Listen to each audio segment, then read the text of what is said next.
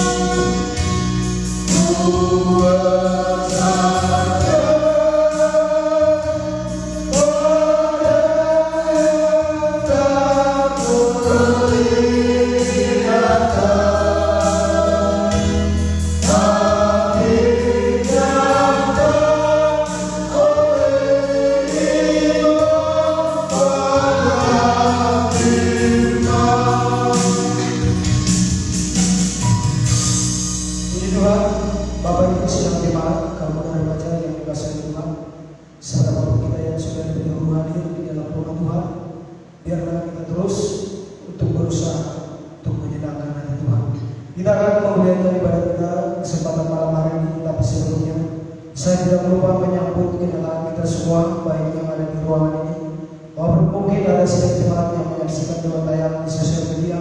Saya menyapa kita semua dengan ucapan selamat malam, selamat malam, shalom, shalom. Kita angkat pujian kita dari Psalm nomor 8. Bersama kita bangkit berdiri.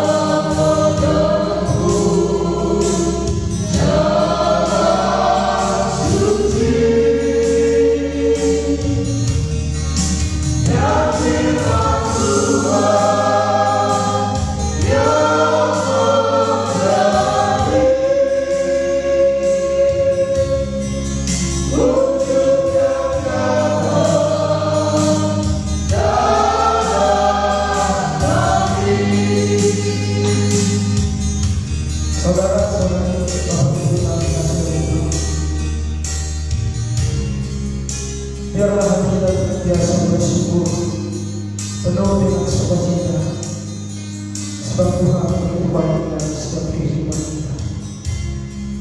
Saat malam hari ini, jika kita masih boleh berada di tempat ini, jika kita masih boleh untuk beribadah kepada Tuhan, tentu itu merupakan hanya sebatas kemurahan Tuhan. Mungkin saja banyak hal di dunia sana bisa membuat kita terhalang untuk beribadah. Mungkin itu pekerjaan, mungkin itu sakit penyakit. Tapi saat malam hari ini Tuhan berikan kita yang terbaik. Tuhan pimpin langkah kita, Dia bawa kita untuk berada di rumah Tuhan saat malam hari ini. Dan Tuhan satu tujuan kita untuk berada di dalam ibadah ini. Tidak ada yang lain selain daripada kita boleh menyenangkan Tuhan, selain daripada kita boleh menyembah Dia dalam roh dan kebenaran, Sebab sia-sialah kedatangan kita jikalau kita datang ke tempat ini hanya karena dorongan-dorongan ini, hanya karena supaya dilihat manusia. Itu semua hanya kebinasaan yang ada.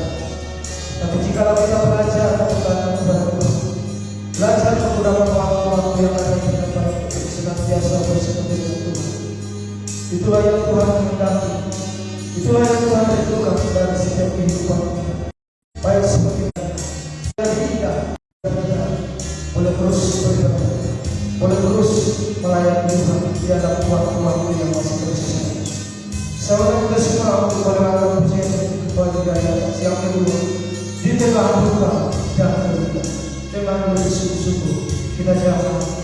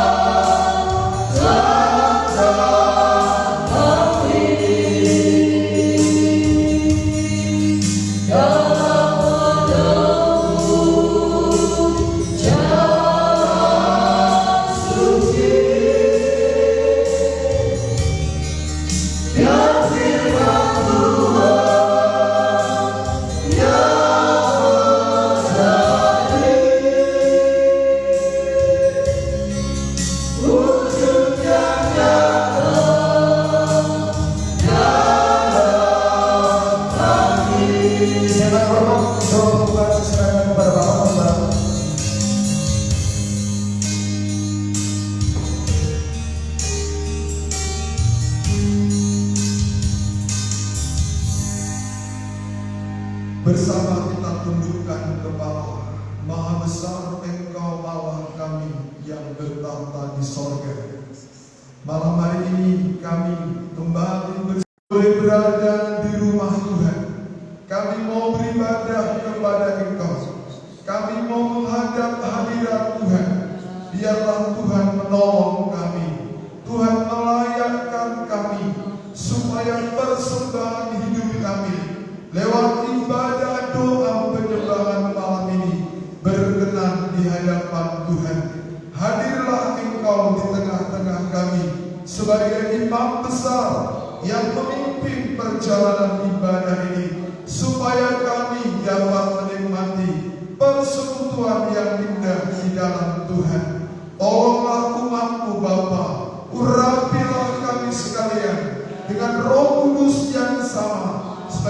kali kami memuji Tuhan, kami dapat merasakan Tuhan yang menolong kami.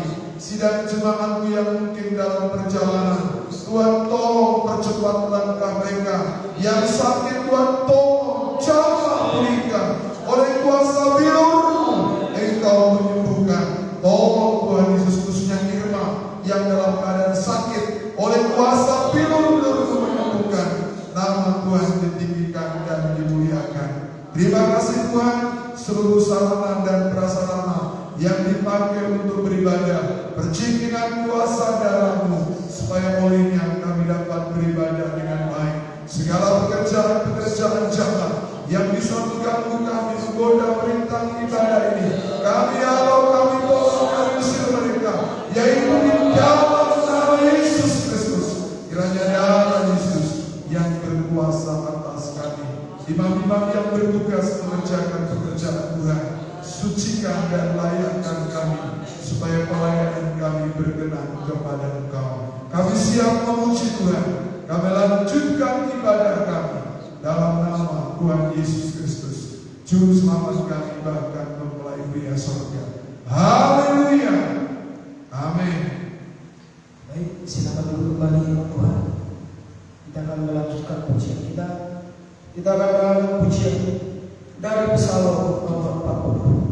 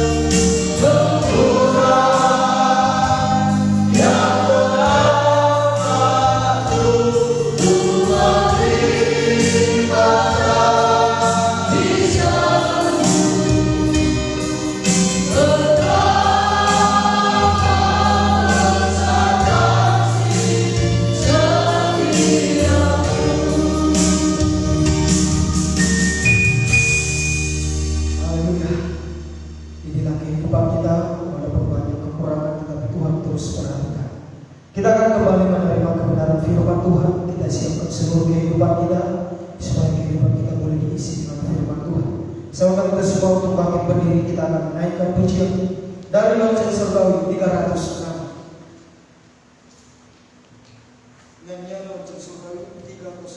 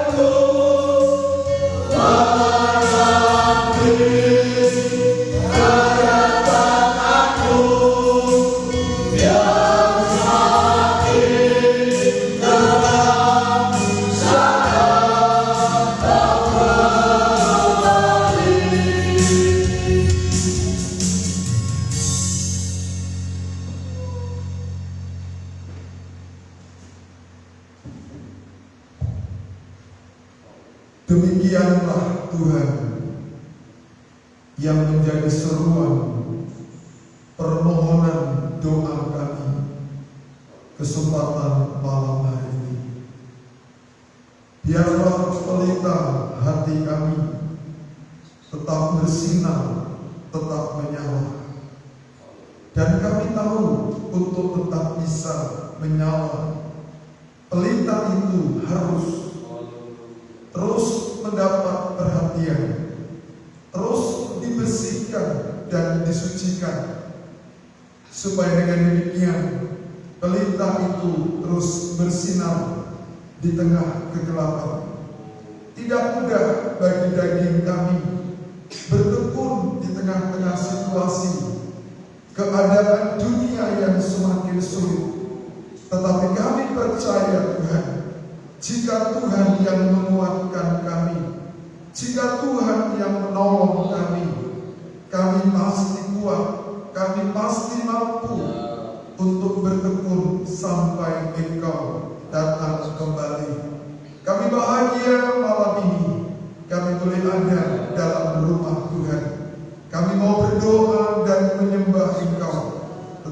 Sebelum kami lebih jauh menyembah Tuhan, beberapa saat kami akan kembali untuk merenungkan firman-Mu. Biarlah Roh Kudus menolong dan mengurangi kami, supaya kami dapat mengerti, memahami firman Tuhan dengan baik. Tolong hamba-Mu dalam pemberitaan firman-Mu. Biarlah Engkau memberikan ketenangan, kedamaian, pengurapan Allah, supaya apa yang keluar dari mulut hamba-Mu adalah firman yang hidup. Jikalau masih ada kuasa-kuasa jahat yang bisa saja mengganggu kami dalam menikmati firman Allah, dalam kami menyembah Engkau, kami halau mereka, yaitu di dalam nama Yesus Kristus. Kiranya darah Yesus yang berkuasa atas kehidupan kami. Sejauh mana firman-Mu bisa didengar oleh setiap telinga, berkemurahan Engkau, baik kami yang ada di ruangan ini maupun mungkin umat Tuhan yang ada di medsos. Tuhan yang menolong, kami sambut kebenaran firman Allah dalam nama Tuhan Yesus Kristus, mempelai pria sorga, kekasih jiwa kami. Haleluya, amin.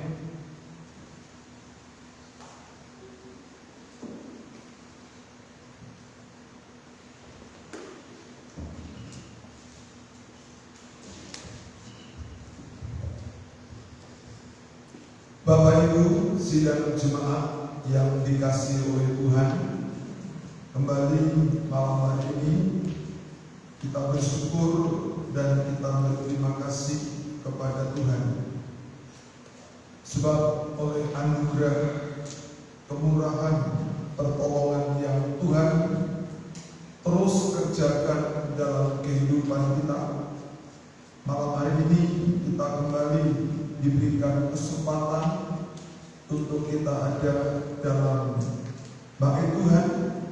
Kita boleh beribadah, bersekutu dengan Tuhan. Mari kesempatan malam ini, sebelum kita akan menggunakan waktu untuk bersama-sama menyembah, memuji, mengagungkan Tuhan, beberapa saat kita akan menikmati firman Tuhan. Saya bersama dengan istri tidak lupa menyapa seluruh umat Tuhan, baik yang ada di rumah Tuhan maupun mungkin ada umat Tuhan yang ada di medsos. Saya menyapa kita semua dengan ucapan selamat malam. Selamat malam umat Tuhan. Selamat malam. Puji Tuhan. Kita akan melanjutkan firman Tuhan.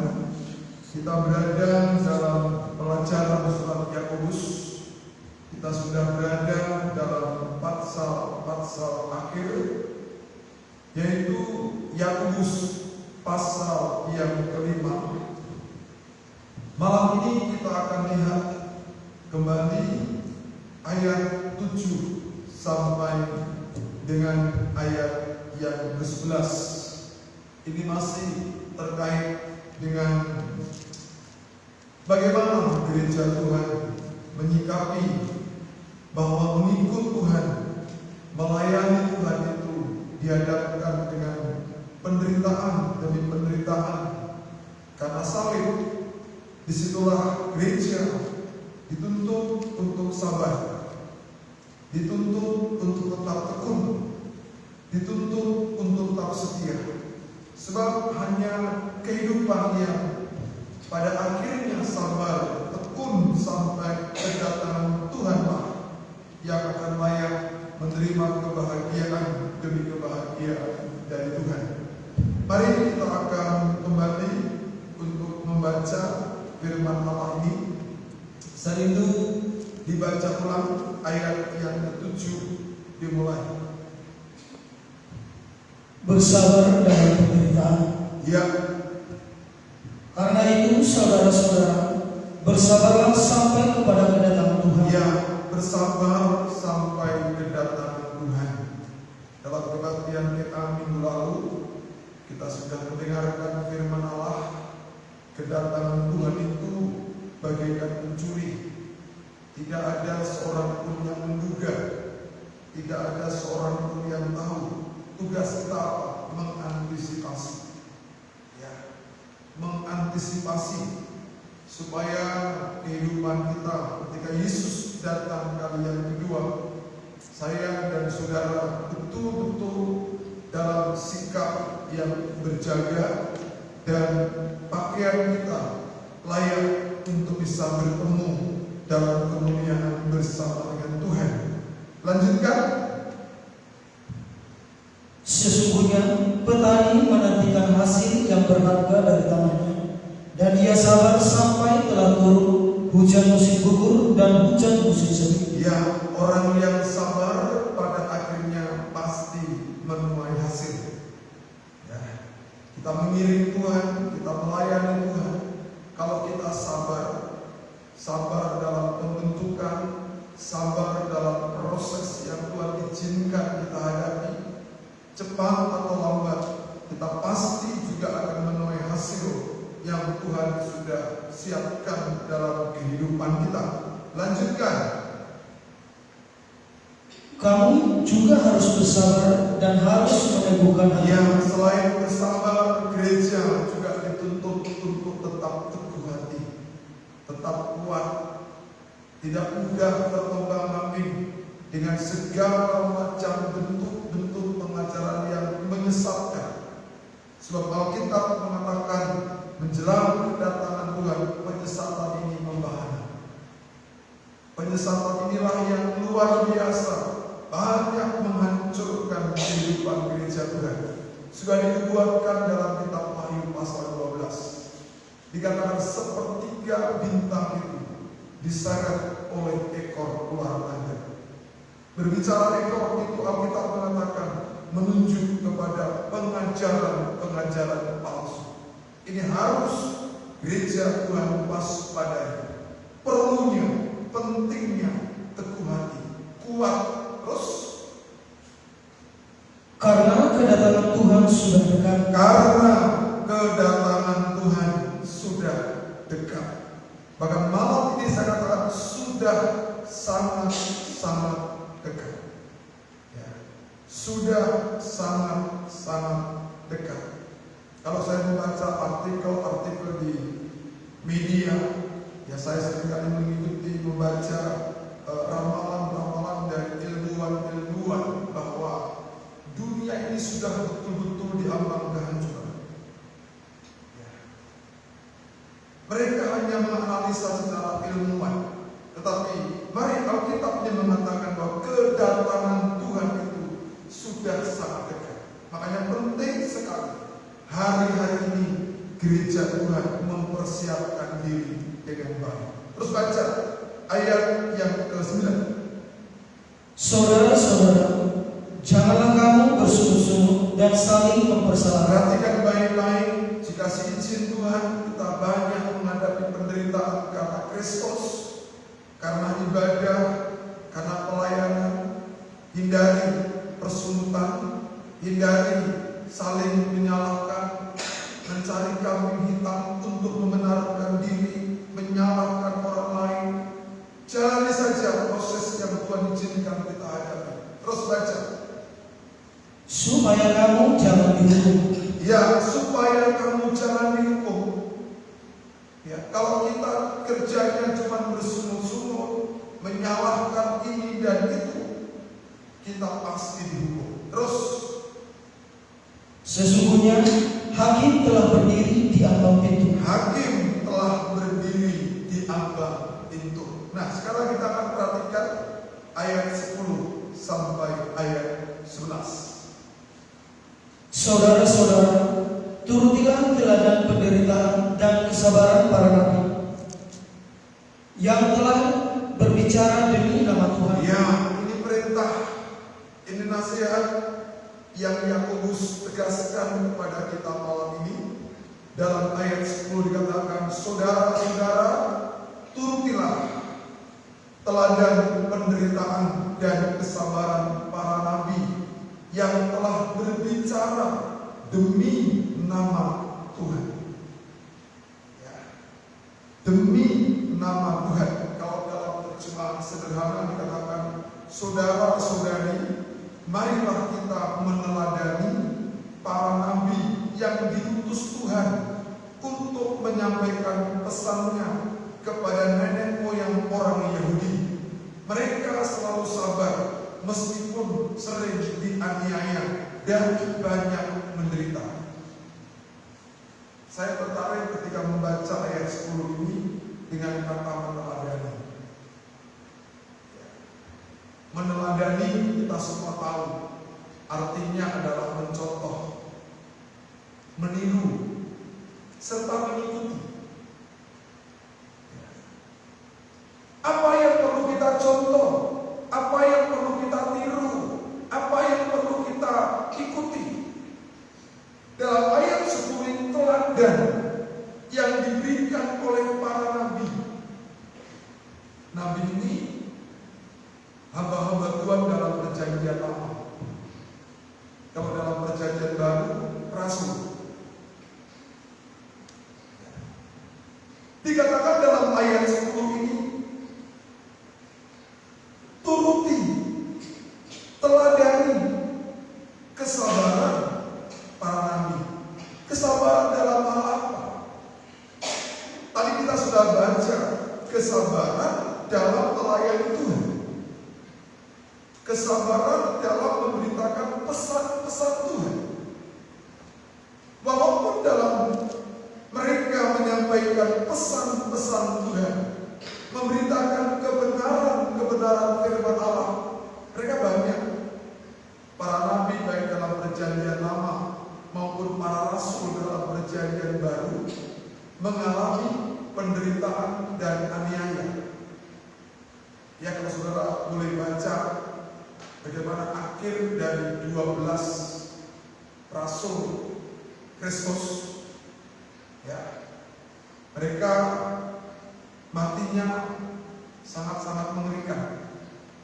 Ya, mereka matinya sangat-sangat mengerikan. Ada yang disalib kepalanya di bawah, kakinya di atas. Ada yang diseret dengan kuda. Ya, luar biasa. Itu semua mereka kerjakan karena firman. Ya, sekarang kita akan lihat satu contoh nabi yang dianiaya karena pekerjaan Tuhan. Ini dalam perjanjian lama. Ya, nabi. Coba kita akan baca Yeremia pasal 38. Ini salah satu contoh nabi yang dianiaya karena pekerjaan Tuhan. Kitab Yeremia pasal 38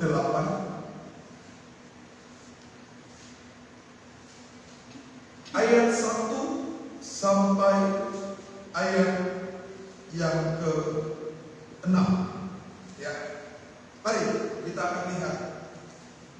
Yeremia dimasukkan ke dalam perigi. Ya. Ia tertolong oleh Ebed-Melek. Yeremia dimasukkan ke dalam perigi. Mungkin kita tidak mengerti apa itu perigi. Perigi itu kalau dalam terjemahan lain dimasukkan dalam sumur. Ya.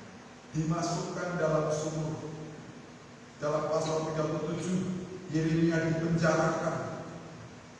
Sekarang Yeremia dimasukkan dalam sumur. Itu konsekuensi dari Yeremia menyampaikan firman Allah, menyampaikan pesan-pesan Tuhan.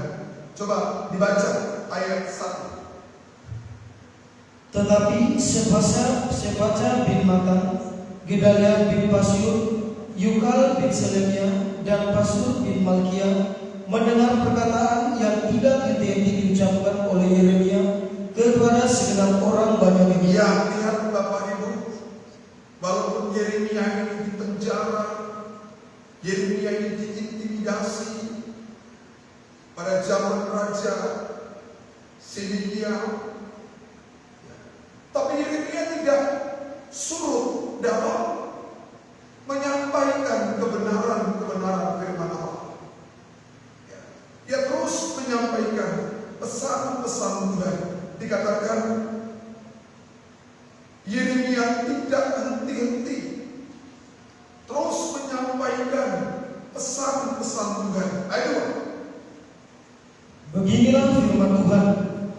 Siapa yang tinggal di kota ini akan mati karena pedang, karena kelaparan dan karena penyakit sampar. Tetapi siapa yang keluar dari sini mendapatkan orang kasih, ia akan tetap hidup. Nyawanya akan menjadi jarahan baginya, dan ia tetap hidup. Ya, itu memuat, itu firman Allah. Kalau orang-orang Yehuda tetap di kota ini, pasti binasa. Tapi kalau menyerahkan kepada orang kasih, dia akan tertolong. Sebab bangsa Israel harus dibuang selama 70 tahun. Ya, terus baca. Beginilah firman Tuhan. Kota ini akan pasti diserahkan ke dalam tangan tentara Raja Babel yang akan merebutnya. Ya, terus. Maka berkatalah para pemuka itu kepada raja, baiklah orang ini dihukum mati. Baiklah orang ini dihukum mati. Kenapa? Karena dianggap oleh orang-orang Israel, oleh orang-orang Yehuda, Yeremia ini menubuatkan yang tidak baik. Padahal ini firman Allah yang harus disampaikan kepada mereka bahwa bangsa Israel harus dibuang. Oleh karena ketika tentukan. Terus baca. Sebab sebenarnya dengan mengatakan hal-hal seperti itu, maka ia melemarkan semangat prajurit-prajurit yang masih tinggal di kota ini dan semangat segenap rakyat. Sesungguhnya orang ini tidak mengusahakan kesejahteraan untuk bangsa ini, melainkan kemalangan. Ayat 5. Raja Zedekia menjawab, baiklah, ia ada dalam kuasa, sebab raja tidak dapat berbuat apa-apa menentang kami. Ayat 6, perhatikan. Maka mereka mengambil Yeremia dan memasukkannya ke dalam perigi milik Pangeran Malkia. Yang memasukkan Yeremia ke dalam perigi, ke dalam sumur Ros yang ada di pelataran penjagaan itu. Mereka menurunkan Yeremia dengan tali. Di perigi itu tidak ada air. Di perigi itu tidak ada air. Untuk perigi itu tidak ada air. Kalau seandainya sumur itu ada air, tentu Yeremia pasti mati di situ. Terus baca. Hanya lumpur. Hanya lumpur. Terus. Lalu terperosoklah Yeremia ke dalam lumpur. Ya. Yeremia terperosok ke dalam lumpur, di dalam sumur. Tentu ini sebuah penderitaan.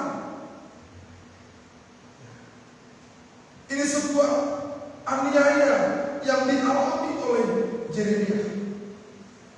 Tapi kita lihat, walaupun Yeremia dipenjara, walaupun Yeremia dimasukkan dalam sumur, Yeremia tidak surut semangatnya untuk terus menyatakan firman Tuhan. Ya, tadi kita menyanyi, biar pelitaku tetap menyala. Artinya apa? Jangan surut semangatmu melayani pekerjaan Tuhan. Amin, Tuhan. Tetap menyala. Tetap semangat. Tidak mudah menjaga kehidupan tetap semangat. Jujur, tidak mudah. Ya.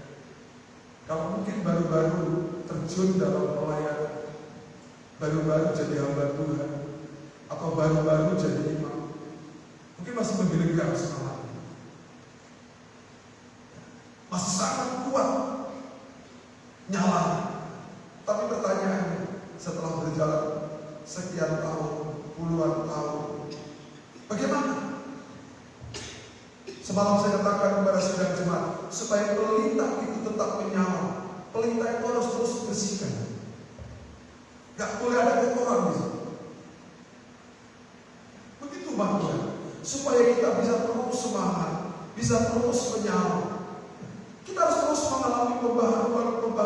Jangan biarkan dosa itu terus berada di hati kita. Dosa itu membuat kita hilang semangat. Dia di penjara, dianiaya, dia tetap semangat, tidak menyurutkan semangatnya untuk memberitakan kebenaran firman Allah. Sama juga kalau kita lihat dalam perjanjian baru, banyak rasul-rasul yang mengalami hal seperti dialami para nabi dalam perjanjian lama. Dalam kitab perjanjian baru ada yang harus dilempar batu sampai mati. Siapa itu? Saulus, Stefanus dilempar batu sampai mati. Paulus juga begitu, banyak mengalami penderitaan, dianiaya karena Injil, karena kebenaran firman Allah. Coba kita baca dulu sedikit 2 Korintus pasal 11. Ya, ini pengalaman Paulus yang dulunya namanya Saulus. Dia juga mengalami banyak penderitaan karena Injil. Coba 2 Korintus pasal 11, ayat yang tidak asing bagi kita. Mari kita lihat.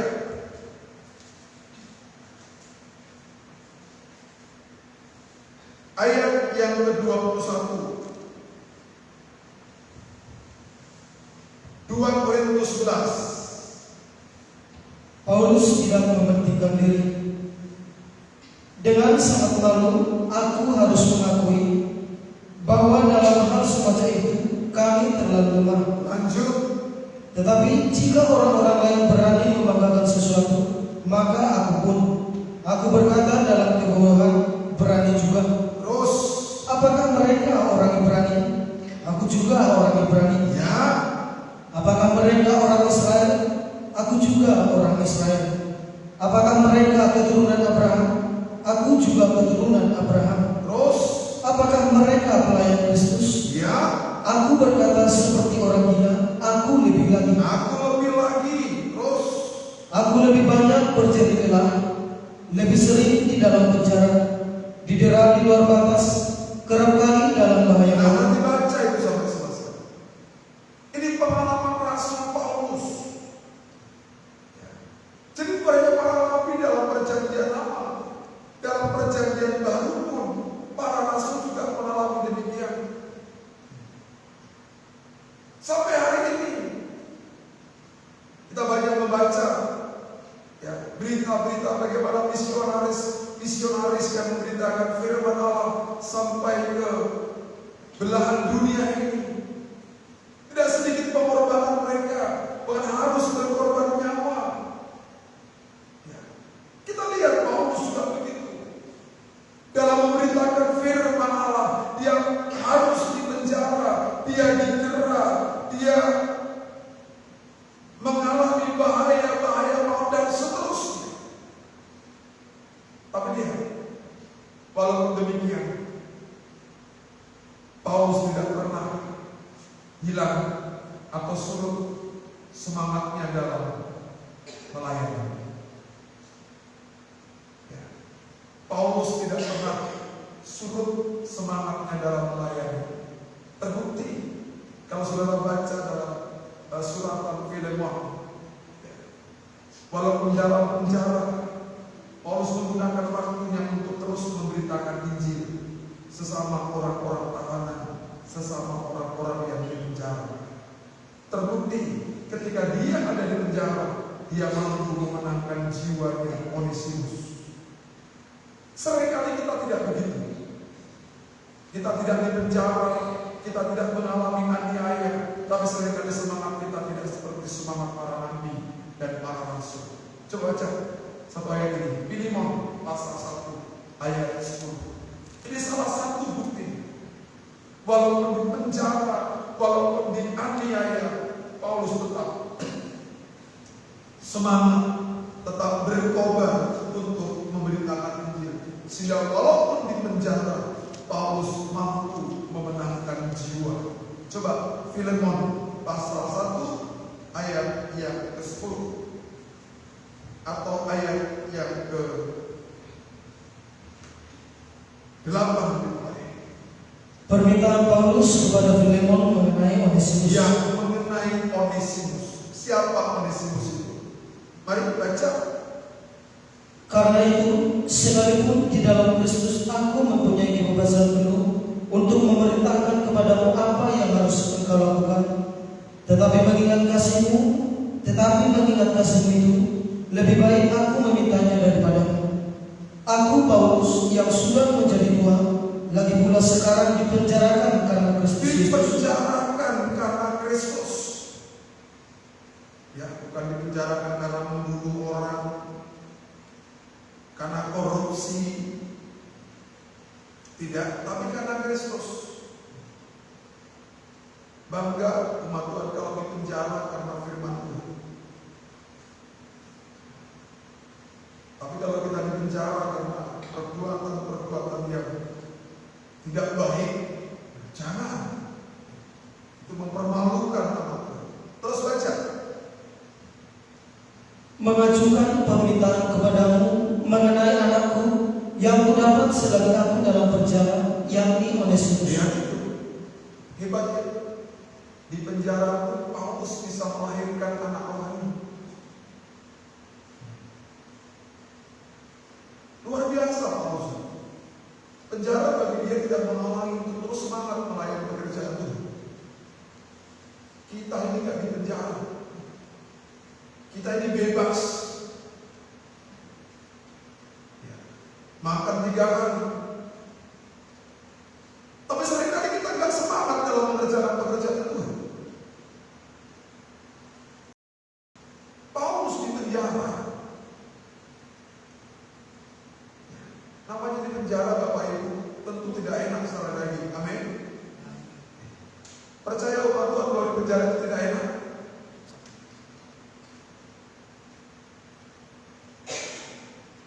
Tidak enak di penjara itu. Kamarnya tidak ada AC. Mungkin juga tidak ada kasur di sini. Tidur di atas lantai. Makannya juga terbatas. Ya kan? Sangat tidak enak. Tapi lihat, walaupun dalam situasi demikian, semangat Paulus dalam memberitakan itu tidak terlambat, tidak surut. Terbukti dalam ayat ini, dia mampu memenangkan Onesimus. Sehingga dikatakan, anakku yang kudapati selagi di penjara. Dulu dia tidak berguna, sekarang berguna. Ayat yang 11. Dahulu memang dia tidak berguna bagimu. Ya, dulu tidak berguna Onesimus. Memang begitu loh, mantan orang kalau nggak bertobat nggak berguna.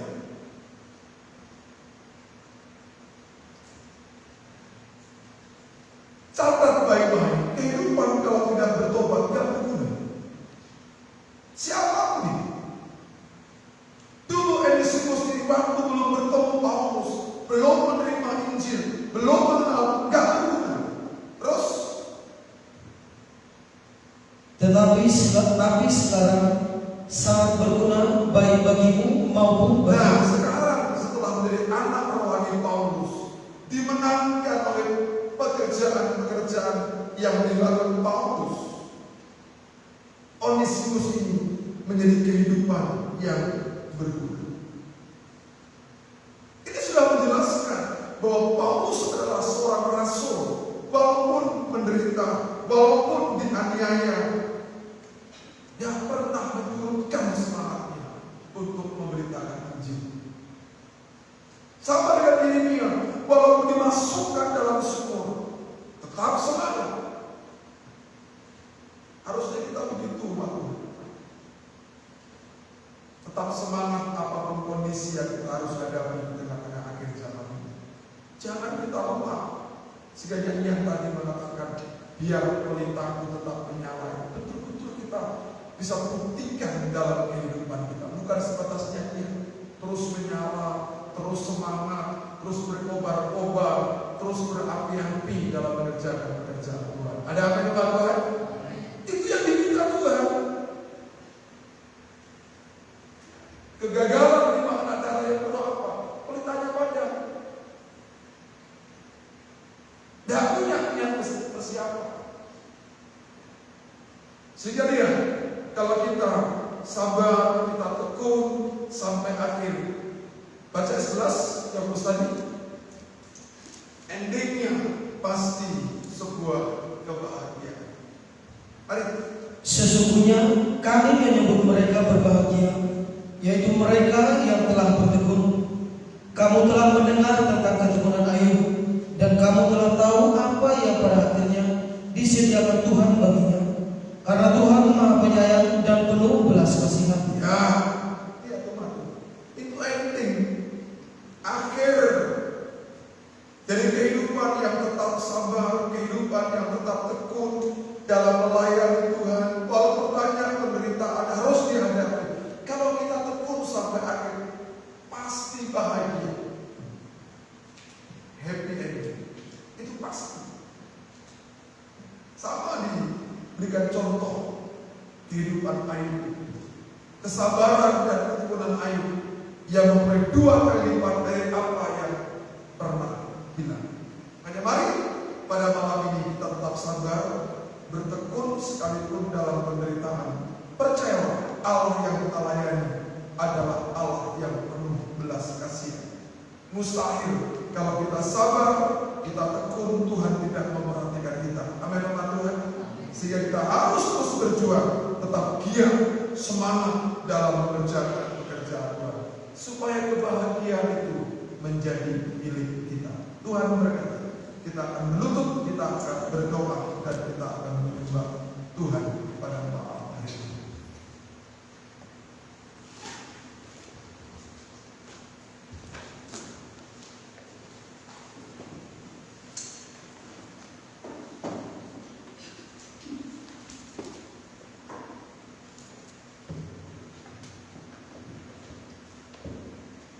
Kita akan naikkan pujian menyenangkan.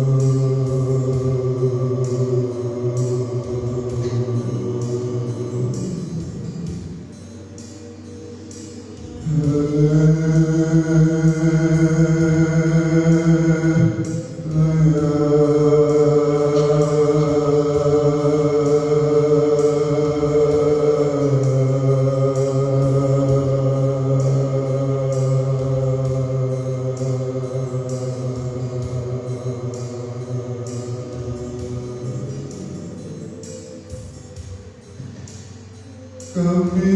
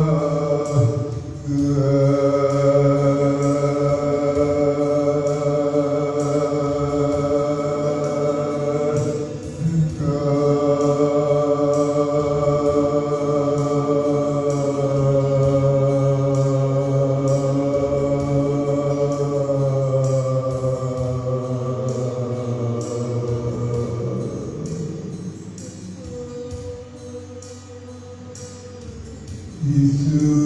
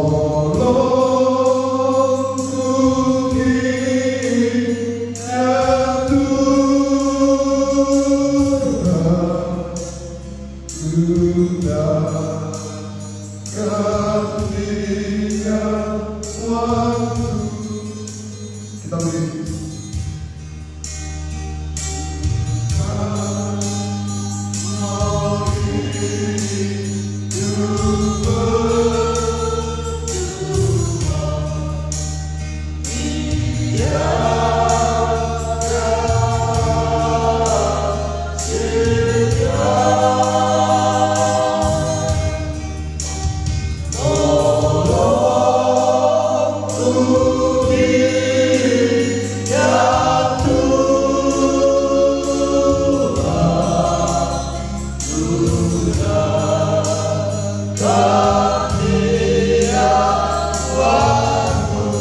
naikkan kedua nama.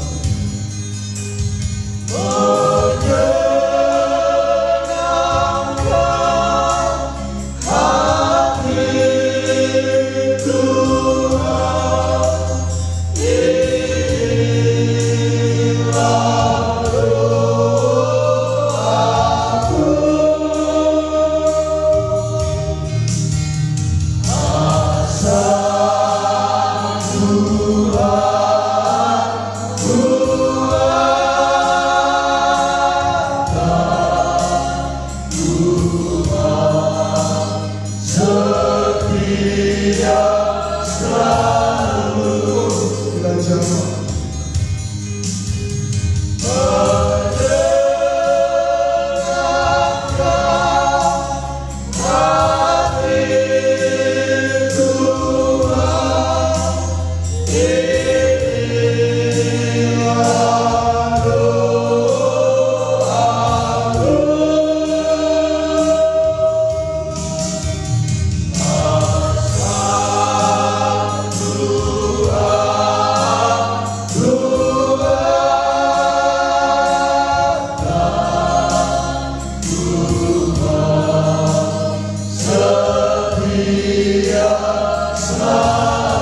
Asal Tuhan kuatkan.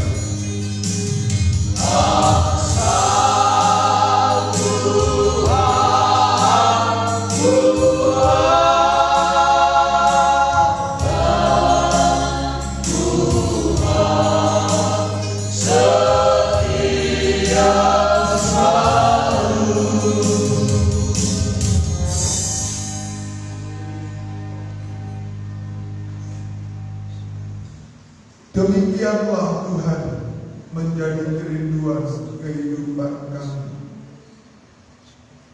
Asal Engkau terus kuatkan kami. Kami mau tetap sabar, tetap tekun mengiring melayani Engkau. Walaupun seizin Tuhan kami harus banyak menghadapi tantangan pergumulan. Ya Roh Kudus-Mu terus memberikan kami sukacita dan semangat. Jangan sampai surut semangat kami dalam melayani pekerjaan Tuhan. Tapi biarlah hari demi hari semakin membara, semakin bersukacita. Sebab kami tahu kalau kami mampu bertekun sampai akhir, kebahagiaanlah yang Tuhan siapkan dalam kehidupan kami.